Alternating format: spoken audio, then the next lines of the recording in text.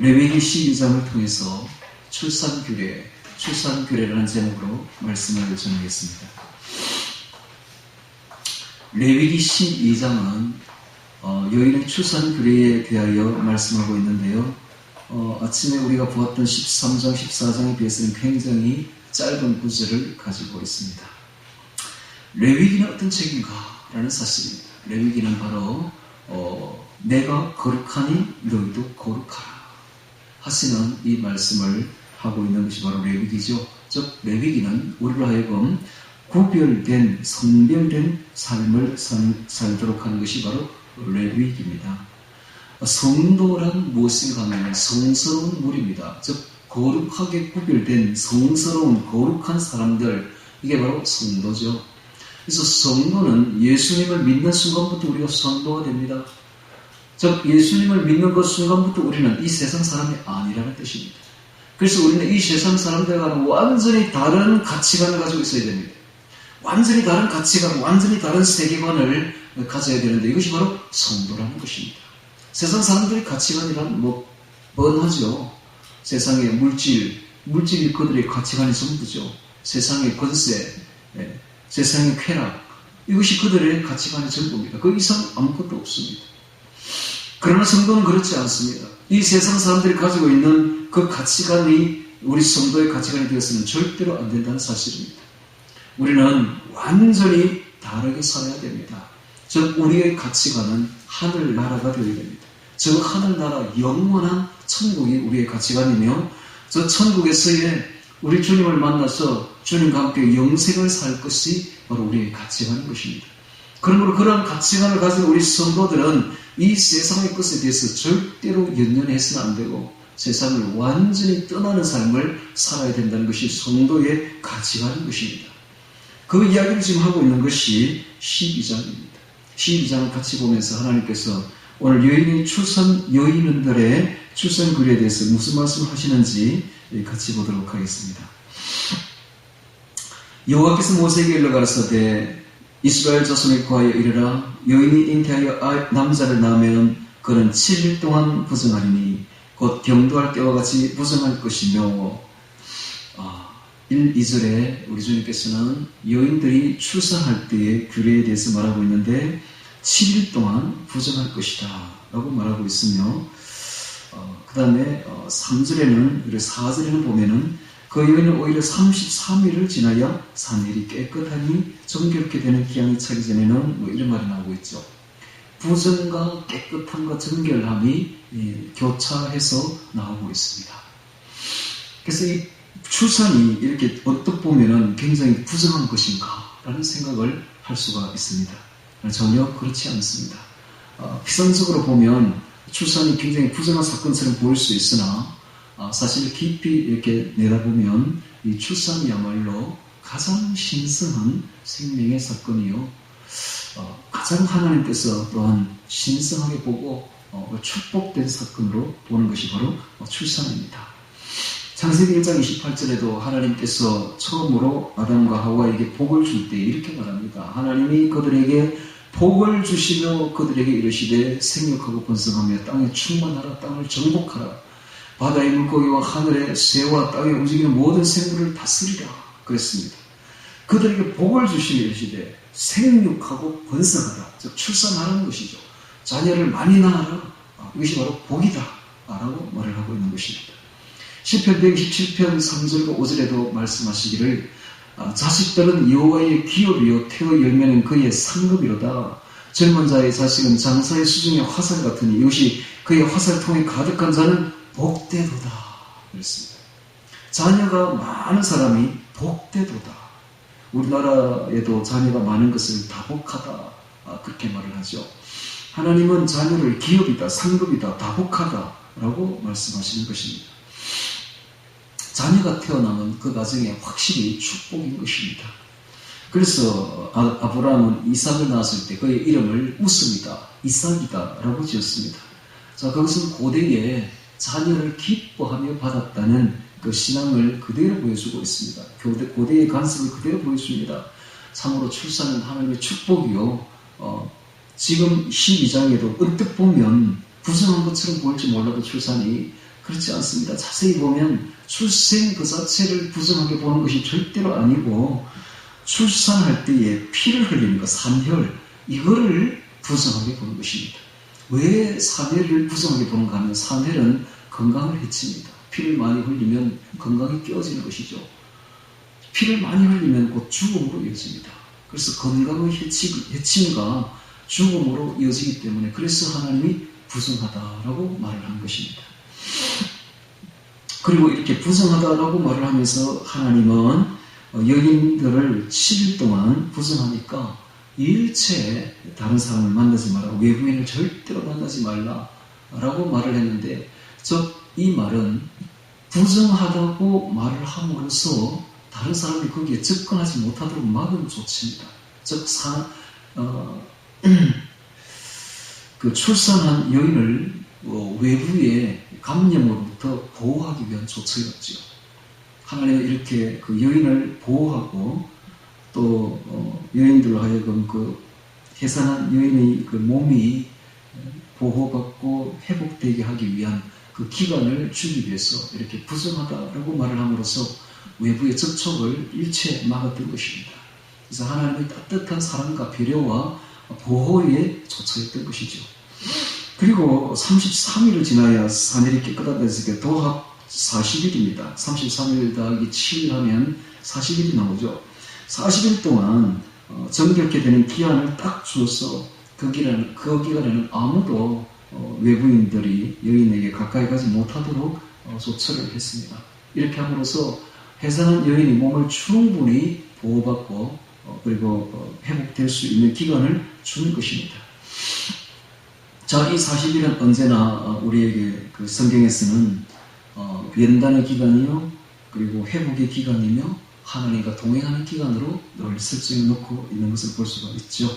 자, 이 40일 동안 여인은 아이와 함께 있으면서 하나님의 동행을 받았습니다. 하나님과 함께 있으면서 아이와 함께 하나님과 함께 지내는 시간을 가졌던 것입니다. 그렇게 해서 40일이 지나고 난 뒤에는 하나님께 제사를 지내면서, 즉 나중에 보면 나오겠습니다만은 속죄제와 번제를 드리면서 죄를 속하고 그리고 아이를 그리고 여인과 함께 자신들의 몸을 하나님께 바쳐드리는 번제를 헌신의 번제를 드렸던 것입니다. 자, 3절에 보니까 제8일은 그 아이의 양피를 뵐 것이요 되어 있는데, 자, 이 부분에 이 할례죠. 할례에 대해서는 나중에 말씀을 드리기로 하고 또 계속되는 4절로 보도록 하겠습니다. 그 여인은 오히려 33일을 지나야 산혈이 깨끗하리니 정결케 되는 기한이 지나기 전에는 차기 전에는 성물을 만지지도 말며 성소에 들어가지도 말 것이며, 여자를 낳으면 그는 7일 동안 14일 동안 부정하리니 경도할 때와 같을 것이며, 산혈이 깨끗하게 되면 66일을 지나야 하리라. 즉 80일입니다. 그러니까 사내 아이를 낳았을 때보다는 여자아이를 낳으면 딱 배나 더 정결케 되는 기간을 지내라고 합니다. 왜냐하면 여자아이들은 나중에 크면은 자라나면 역시 생리를 해야 되고 피를 흘려야 되며 또한 아이를 낳아야 되는 산혈을 내야 되기 때문에, 그래서 더욱더 보호하기 위해서 보호의 조처로서 이렇게 말씀하셨던 것입니다. 자, 6절에 보니까 자녀가 정결케 되는 기한이 차거든, 즉 남자아이를 낳게 되는 40일, 여자아이를 낳게 되는 80일이 지나고 나면 그 여인은 번제를 위하여 1년 된 어린 양을 취하고 속죄제를 위하여 집비둘기 새끼나 산비둘기 새끼를 취하여 해망문 제사장에게로 가져갈 것이요 되어 있습니다. 자, 아이를 낳고 난 뒤에는 40일이나 80일이 지나면 반드시 제사장에게로 가서 성전에 가서 속죄제를 드리고 번제를 드리라고 말하고 있습니다. 왜 하나님께서는 속죄제를 드리라고 했을까요? 이것은 우리의 출생 것 자체가 바로 원죄를 타고나기 때문입니다. 태어난 것 자체가 우리가 바로 죄인으로 태어났습니다. 그러므로 이건 누구나 뺄 수 없는 제사였습니다. 모든 사람이 다 하나님 볼 때 죄인이기 때문에 하나님 앞에 가서 원죄를 속죄하는 것입니다. 그래서 속죄제를 드리면서 자신이 죄인임을 깨닫고 하나님 앞에 겸손히 서라는 것입니다.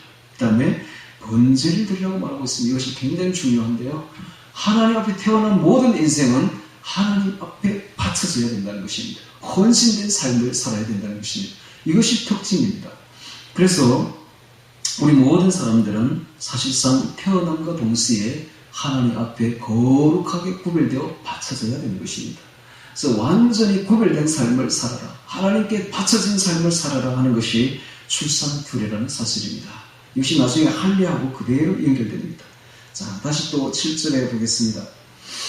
8절에 그 여인의 힘이 어린 양에 미치지 못하거든 산비둘기 둘이나 집비둘기 새끼 둘을 가져다가 하나는 번제물로 하나는 속죄제물로 삼을 것이요 제사장 그를 위하여 속할지니 그가 정결하리라. 즉 가난하면 어린 양이 비싸니까 가난하거든요. 비둘기 2마리를 가져가서 하나는 속죄제로 하나는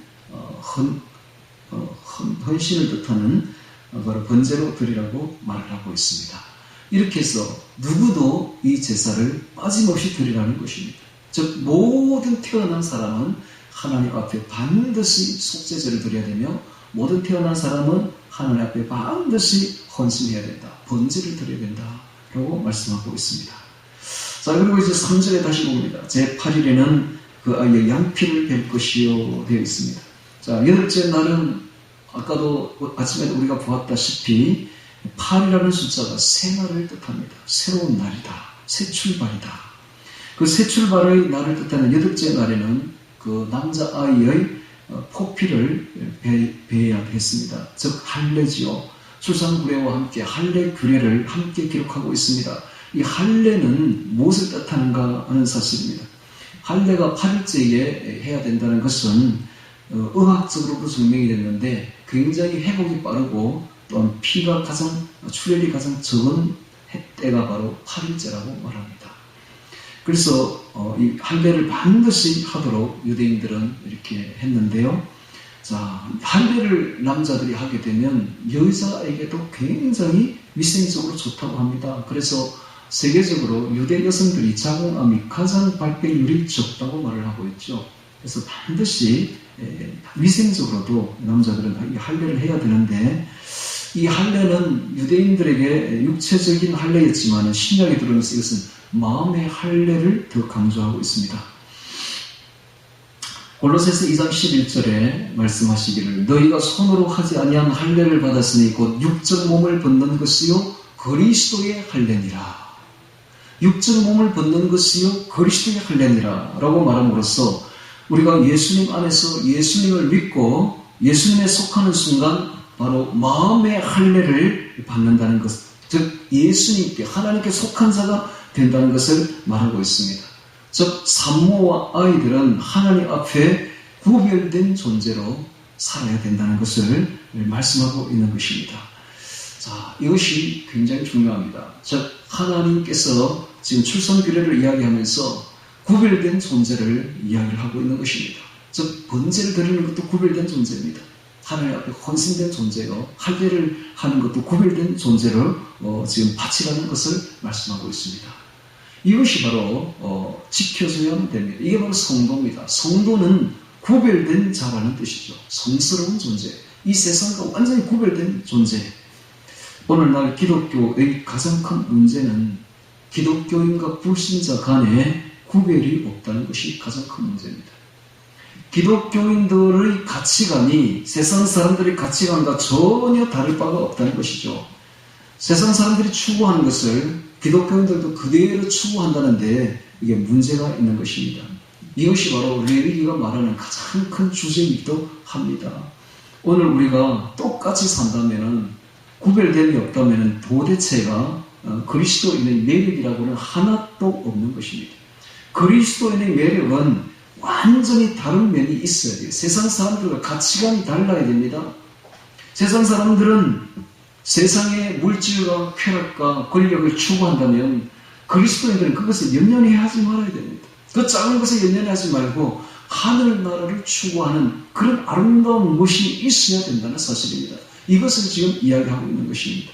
우리 성도에게 이런 구별된 모습이 있는지, 나에게는 이런 모습이 있는지, 나는 진정 다른 가치관을 가지고 있으며 나는 다른 세계관을 가지고 있는지 자신을 돌아봐야 되는 것입니다.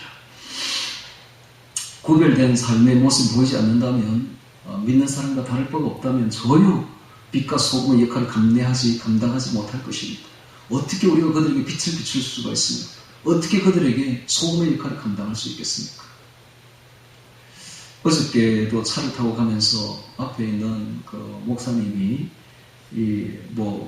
앞으로 이 국민혁명의 리더자가 되면 많은 권력을 얻게 되고 많은 재물을 얻게 된다는 식으로 이야기를 쭉 하면서 여기에 동참하라고 그렇게 이야기를 하니까 뒤에 앉은 어떤 사람이 그 목사님 보고 우리 들리게, 그 사람한테는 안 들리게 이런 말을 하더라고요. 목사가 그래 되나? 부끄러운 이야기죠. 사실 부끄러운 이야기입니다. 성도가 그런 말을 들으면 안 돼요. 특히 목사가 그런 말을 들었어야 되겠습니까? 목사는 얼마나 명예로운 직책입니까? 세상에서 가장 명예로운 직책이 바로 목사가 아닙니까? 목사, 장로, 권사, 집사, 얼마나 명예로운 직책입니까? 이러한 명예로운 직책 그 하나만으로 해도 얼마나 큰데 그 직책에 어울리는 신분을 가졌다면 그와 맞는 가치관을 가지고 세계관을 가지고 한마디 말을 할지라도 헛모되는 말을 해야만이 매력이 있고 불신자를 인도할 수가 있고 끌 수가 있는데 도대체가 소금과 빛의 역할을 하지 못하고 세상 사람들이 하는 딱 그 행동 그대로 그 가치관을 가지고 있으며 그의 내뱉는 말이 전부 돈 이야기고 전부 건세 이야기라면 누가 그 사람에게 매력을 느낄 수가 있겠습니까? 오늘 우리는 세상의 것에 다 연연하지 말고 내려놓아야 됩니다. 우리는 오직 하늘나라를 사모해야 됩니다. 예수님을 사모해야 되며 영원한 생명을 사모하고 나아갈 때에 비로소 성도로서의 구별된 모습이 보이는 것입니다. 나는 믿지 않는 사람들과 다른 모습으로 인생을 살고 있는가? 오늘 우리에게 자문해 봐야 됩니다. 정말 할례를 받은 성도라면 정말 번제를 나면서부터 바치는 우리가 출생하면서부터 우리가 예수님을 믿으면서부터 영적 출생을 하면서부터 하나님께 바쳐진 존재라면 우리는 진실로 거룩한 삶, 성도로서의 삶을 살아야 될 것입니다. 오늘 여인의 출산 그례를 보면서 우리는 성도로서의 구별된 삶을 살고 있는지를 되돌아보면서 정말 진정 우리가 그렇지 않았다면 회개하고 다시 구별하여서 우리의 가치관과 세계관이 완전히 달라야 된다는 사실을 하나님이 말씀하고 있는 것을 깊이 깨달았어. 거룩한 삶을 사는 우리 모두가 되기를 주의 이름으로 축원합니다. 다 같이 오늘 말씀 기억하며 기도드리겠습니다.